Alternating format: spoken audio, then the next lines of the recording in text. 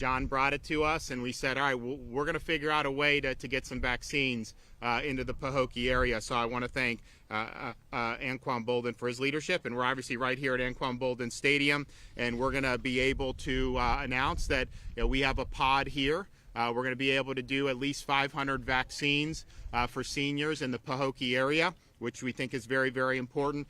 Palm Beach County, if you look at the total shots administered, and the reporting lags on this, so it's really 4 or 5 days behind sometimes. But if you just look right now, Palm Beach County has almost as many shots administered as Miami-Dade County, and Dade is a lot bigger. Now, obviously, Palm Beach has a higher percentage of seniors, but we've been able to do a lot in Palm Beach with the pods at the senior communities like Kings Point. Publix has over 60 locations.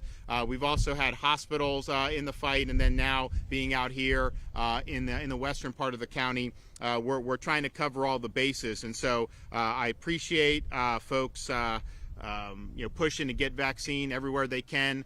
Palm Beach has been able to get a lot of vaccine. We're going to keep it going.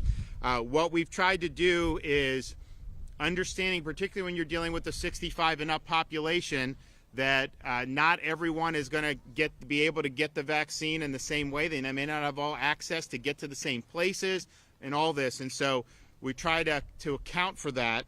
So what we've done, in addition to, we're now in over 350 Publixes, not every county in the state. Palm Beach is one. We just announced Pinellas and Pasco that'll start tomorrow. We've had the Panhandle. We've had Volusia, we've had Southwest Florida, St. John's, Flagler, Brevard, a bunch of other counties that have done it. It's been great. The hospitals have done a lot. What you're starting to see now is a huge increase in second doses that are being administered. If you know, when you start seeing the first doses really rocket at the beginning of January, just fast forward 3 or 4 weeks, 3 weeks for Pfizer, 4 weeks for Moderna. So you're now in that part where that Moderna is really coming due. And so you're going to be seeing, by the time the reporting's complete, you'll be seeing 50, 60,000 second doses daily. And a lot of that is being done by the hospitals because they got the initial shipments almost exclusively. So that's a good thing. If you know with the research, once you hit the second dose and you give it about a week afterwards, 7 to 10 days, the protection against infections like 95% for Pfizer and Moderna. And so that's a huge, huge thing. So we're getting to the point where you're going to start having hundreds and hundreds of thousands of seniors that not only have had the one dose, but have had both doses and then have that really, really good protection. So we're doing that. We've also done partnerships with a lot of houses of worship throughout the state of Florida. We've done over 25 different churches in 15 counties, and that's vaccinated over 13,000 individuals. These are predominantly churches in the African American community. And then this week, we're going to be visiting another 30 places of worship and partnering with more than 150 faith-based communities at various locations. Still a lot of African American churches. Also we're going to be at a synagogue. I know some synagogues in South Florida. So really, I think it's going to be the whole mosaic of faith-based community coming together to help vaccinate our senior citizens. And we look forward to doing more as the time goes. So I've talked about this a little bit, but we had been getting throughout January about 250,000 to 266,000 new doses every week. But if you look at the doses that have been administered, we've been doing far more than that. This week we've gotten about 307,000 doses, so we're up about 40,000 from where we had been. And we were able to do some stuff. We did some additional pods. We've done some additional drive-through. We're trying to replenish some of the hospitals as best we can. But those doses are going to be gone. I mean, the demand for that far exceeds 307,000.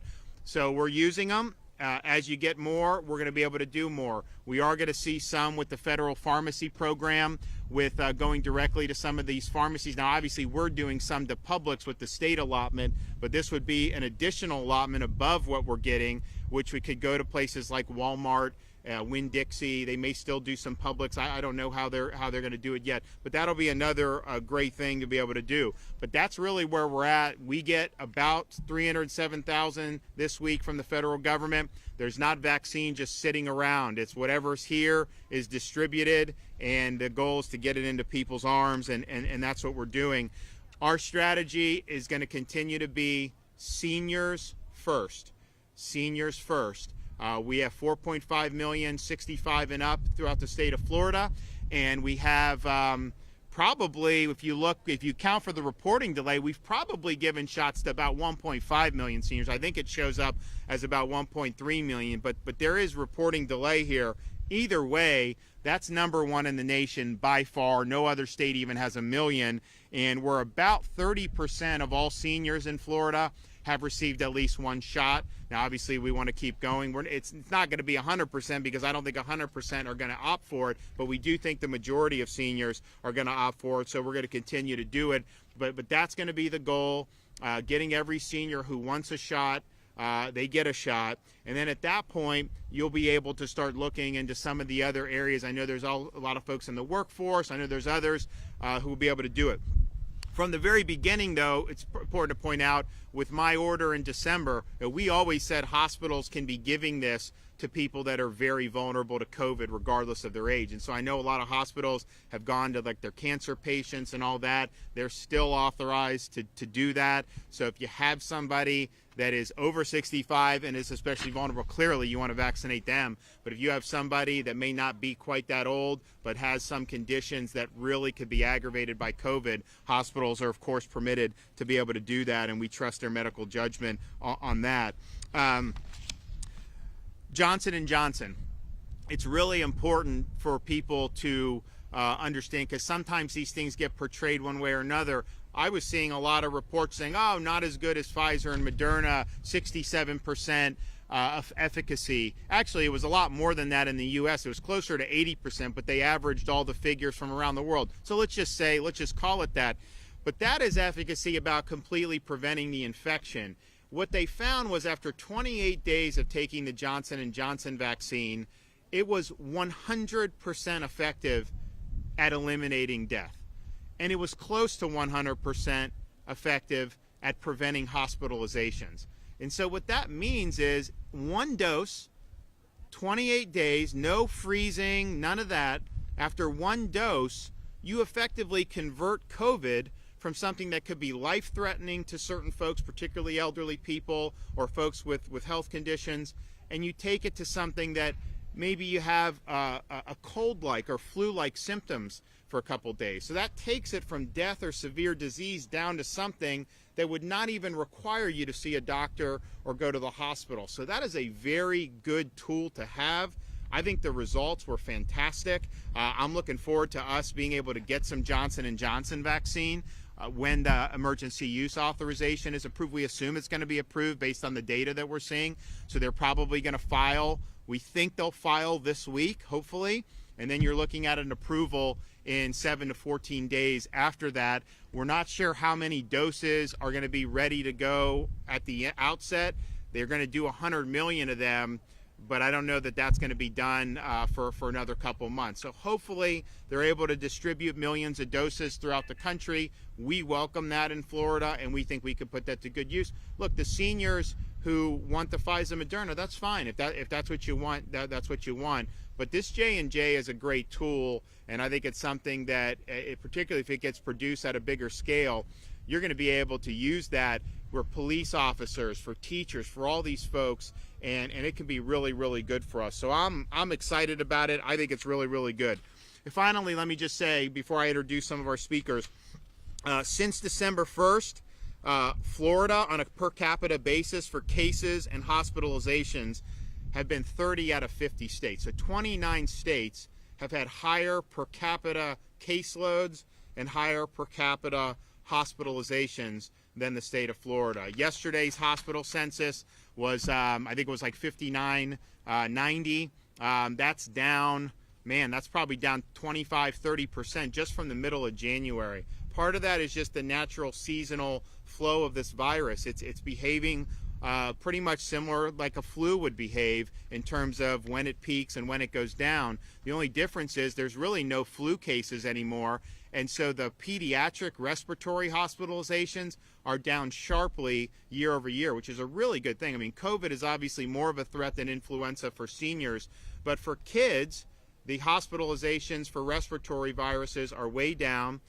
You will have fewer throughout the United States deaths from respiratory viruses from minors as a result of influenza being displaced. But that's where we're at. You're seeing it go down all across the country. Probably most of that is the seasonal effect, but the more vaccine we get out there, I think that will pretty much guard against there being a sharp increase like you saw in New York last March, or like you've seen in California recently, or even like the Sun Belt at a much lower level that we experienced over the summer. So all in all, I think people should be really optimistic. I know the demand is still a lot higher than the supply. Trust us, whatever the federal government will send us, we're going to get out there.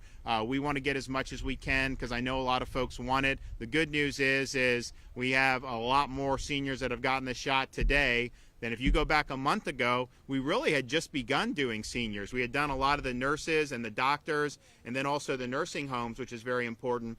And so we've made a lot of ground up, and I think we can make up even more based on how much we're able to get into the federal government. So today, though, I think is great. When Anquan Boldin talked to John, they know each other from being from here, and they're both great football players. John came to us and said, is there any way we can make this happen? And I'm like, we need to make it happen because we have done a lot of good things in Palm Beach. All these Publix, people like it. It's doing well, but they don't have access to that here. So we want to make sure we work on getting access to communities across the board.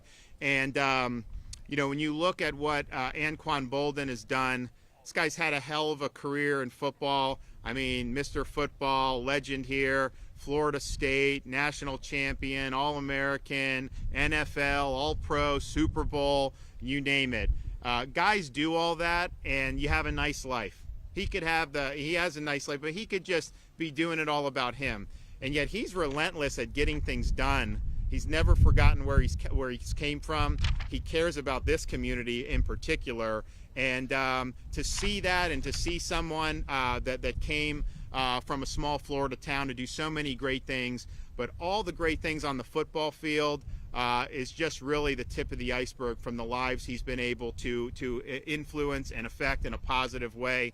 And he really has a servant's heart. So I'm really glad that he was looking out here. I'm glad he reached out to John, and we're glad to be able to have him here and just to thank him for all he's done for the people out here in Western Palm Beach County. But really, he's helping kids all over the place. So Anquan, you want to say a few words?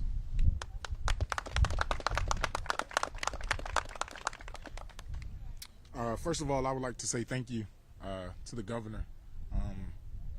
Seeing that there was a need there, I mean, he addressed it. If it wasn't for John, this day wouldn't be possible.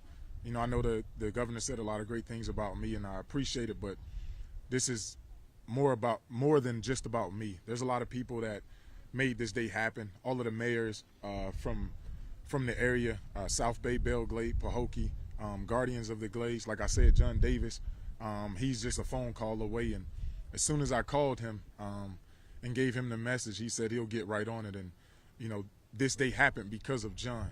So I really appreciate him in the governor's office for their quick response. We always feel like, or at times we feel like out in the Glades we're forgotten at times. And thank God that we have people they're willing to step up and fight for the people out in the Glades. This is home, always has been home, always will be, and it's my job to make sure that the people out here are taken care of. So again, I just want to thank the governor for his quick response and how he addressed the need that we have out here in the Glades today. Thank you.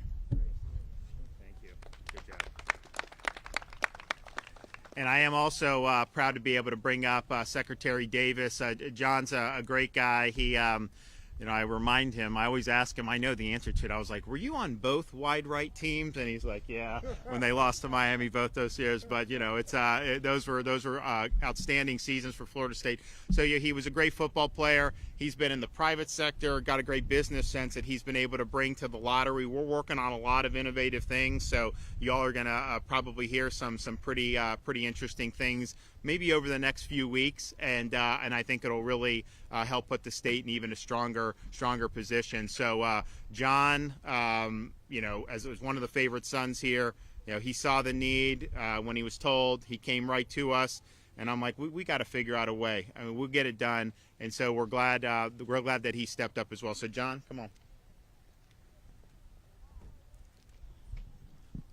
Well, I'll tell you, we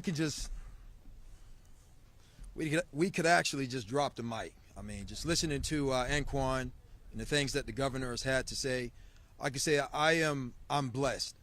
I'm blessed and fortunate enough to be in a position like this, to be able to give back. Ultimately, that's what it's about. It's about being able to give back. And being from Pahokee, born and raised here, I've said over the course of my career, when the opportunity presents itself for me to be able to help, I will. And when Anquan called, I mean, it was a no-brainer. I've had a chance to engage with my family members here and to be able to engage with the governor and the staff there in Tallahassee. And it was just a no-brainer. I'm fortunate to be a part of the governor's team, and I appreciate him having the confidence in me to appoint me to head up an $8 billion agency, being the Florida Lottery. And to be able to have the relationships that I have, with individuals like Anquan. And I'm almost speechless. I mean, it's just such a beautiful thing to be here. And as Anquan mentioned, we talked about it. Within 24 hours, we were on a call talking about what needed to be done here. Within 48 hours, the governor was saying, make it happen. And that was only because we needed to get our ducks in a row and to make sure it was something that can be done. And this happened a lot quicker and a lot sooner than anything that I could imagine. And I just want to give thanks to the people here, to our mayors, to Mayor Babb here in Pahokee and others, and those that have volunteered their time to be here today to pull this off in such a short period of time. And again, I just want to say, we're just blessed. It's nothing like being back here on this muck. I was sharing with the governor on our ride over. It was my first time that I'd been back to the muck from Palm Beach. Since living in Orlando is normally where I'm making the trip. But this is a beautiful thing to be here at Anquan Boldin Stadium on such a very important occasion. And again, I just want to say a thank you to everyone that's here, and we're blessed to be here. Thank you, Governor. All right. Thanks. So, here we are Wednesday. Got a pretty big game for the state of Florida on Sunday. We're happy to be hosting 2 Super Bowls in a row. And I am happy to go on the record and predict a Tampa Bay Buccaneers Super Bowl victory.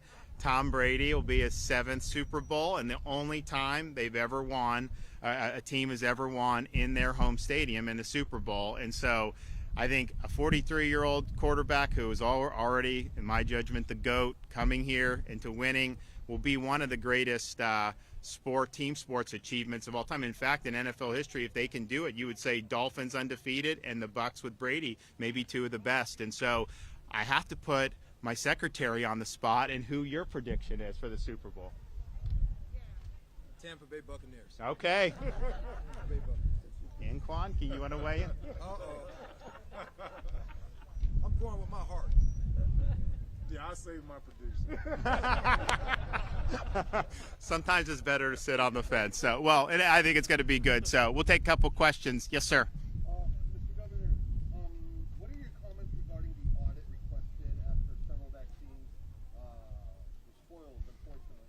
Sure. So this morning, the Surgeon General the Secretary of Department of Health put out notice that there's going to be an audit for the Palm Beach County Health District upon reports of some of the vaccines being improperly stored and therefore spoiled. I think it's 100% appropriate to do.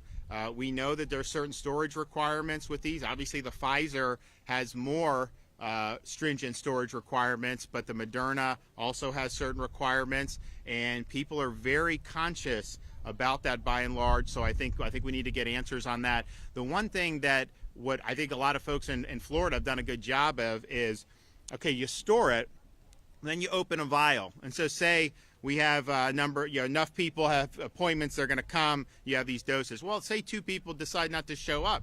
Well, you have 2 doses. You can't just put it back in the freezer. You got to use it. So the guidance has been find somebody who needs a shot. It's easy in like a Publix because you can just walk up to someone who's 65 and older and ask them. But even if they're not, get it in someone's arm. Don't let any of it go to waste, especially given how much demand there is for it. So hopefully we'll be able to get some answers on that. But yeah, I think it was really appropriate. Yes, sir. Governor, one of the reasons you had to set this all up was because there's no Publix around here. And in Miami-Dade and Broward, in black and brown neighborhoods, there's no Publix either. So why aren't you using Walgreens or CVS as an alternate? And forgive me, but some say because the Republican Party gets a ton of money from Publix. Well, yeah, well, that's not true. First of all, we use CVS and Walgreens to do the long-term care facilities. And so when we got that very first week of the Pfizer 5, the hospitals, part of those doses went to CVS and Walgreens to do the long-term care mission. Remember, we were the first ones to vaccinate anyone in long-term care facilities because they weren't scheduled to start for a week after the doses arrived, CVS and Walgreens. So I said, look, we're not going to just sit around. So we had these teams. We started doing it. They did 105 nursing homes in Broward and Pinellas County, 2 very elderly, high concentration of nursing homes. So we were able to knock that out. But they have been getting doses to do all of that. So we have used CVS and Walgreens. Publix is actually not in Dade and Broward yet, partially because the doses are still so limited. If I had unlimited doses, we would give it to everyone who wanted it. It's a matter of when you're talking about 266,000 doses, which is what we were getting for most of January every week. Yeah, you got to be able to make decisions. The things that the Publix offered us was being able to get in kind of medium-sized counties with high elderly populations in places that didn't have as strong of hospital systems. So one of the first hospitals to get it, or two in South Florida, were Jackson and Broward Memorial, 2 safety net hospitals. They're serving everybody in the community, and they've done a really good job of getting those out.